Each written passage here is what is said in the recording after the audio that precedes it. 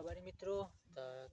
પહેલી તારીખે નવું વર્ષ બે છે તો મારા ભાઈબંધને ખુશ રાખજો તો દરેકને સપના પૂરા કરે